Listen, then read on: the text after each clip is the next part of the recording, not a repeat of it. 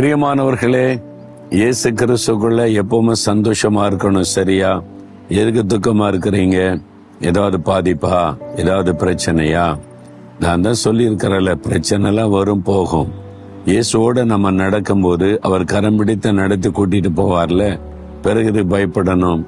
ஒரு மரண போராட்டங்க, இந்த மாதிரி வியாதி, இந்த மாதிரி மரண ஒரு பிரச்சனை வந்து விட்டது அப்படின்னு கலங்குறீங்களா? உங்க வீட்டுல யாரோ ஒருவர் பாதிக்கப்பட்டுட்டாங்களோ, உங்களுக்கு அந்த பாதிப்பு வந்து விட்டதோ, ஒன்னும் பயப்படாதங்க. ஆண்டவர் என்ன வார்த்தை சொல்றார் தெரியுமா? உபாகமம் 30:20 நீங்க அவரை பற்றி கொள்ளுங்க, கர்த்தரை பற்றி கொள்ளுங்க, அவரே உங்களுக்கு ஜீவனும் தீர்க்காயுசுமானவர். ஆண்டவர் தான் உங்களுக்கு ஜீவன், தீர்க்காயுசுமானவர்.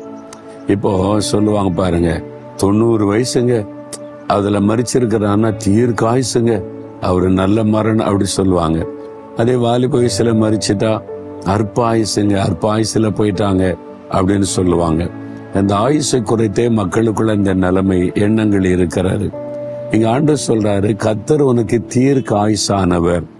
அவர் தான் உங்களுக்கு அவருடைய கையில தான் உங்களுடைய ஆயுச நாட்கள் இருக்கிறாரு. நீங்க எவ்வளவு கால உலகத்துல வாழணும், எப்படி இந்த உலக வாழ்க்கை ஓட்டத்தை முடிக்கணும், எல்லாம் அவர் குறித்து வைத்திருக்கிறார். அவர் தவறு செய்கிற தேவன் அல்ல. ஒருவேளை உங்க வீட்டுல சிலர் இளம் வயதுல மறிச்சிட்டா அதுதான் அவனுடைய தீர்க்கமான வயசு, அவ்வளவுதான் கர்த்தர் குறித்த ஆண்டுகள். அதனால சோர்ந்து போகாதங்க. வயசான காலம் வரைக்கும் இருந்தாதான் ஆசீர்வாதம், மற்ற மரணம் எல்லாம் சாபம் அப்படின்னு நினைக்காதங்க. இல்ல, குழந்தைகளை கூட சில சமயம் ஆண்டவர் எடுத்துக்கொள்ளுவார். வாலிப வயசுல அதுதான் அவங்களுக்கு கொடுக்கப்பட்ட வயது.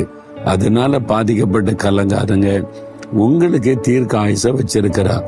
அவரு தான் ஜீவன், நமக்கு உயிர். அவர் கையில தான் நம்முடைய வாழ்நாள் இருக்கிறாரு. தீர்க்க ஆயுசை கொடுத்து நீடித்த நாட்களை கொடுத்து ஆசீர்வதிப்பார். ஆனா நீங்க என்ன செய்யணும் தெரியுமா? அவரை பற்றி கொள்ளணும், அவரை உறுதியா பிடித்து கொள்ளணும்.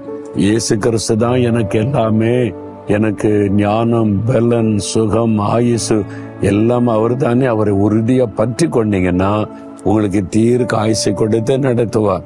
இப்ப சொல்றீங்களா, ஆண்டவரே நீங்க தான் எனக்கு எல்லாமே, என்னுடைய ஜீவனு நீங்க தான், என்னுடைய ஆயுசு நீங்க தான், எனக்கு தீர்க்க ஆயுசை கொடுத்து நடத்துறீங்க, நான் உங்களை உறுதியா பற்றி கொள்றேன். இயேசுவின் நாமத்தில் ஆமேன், ஆமேன்.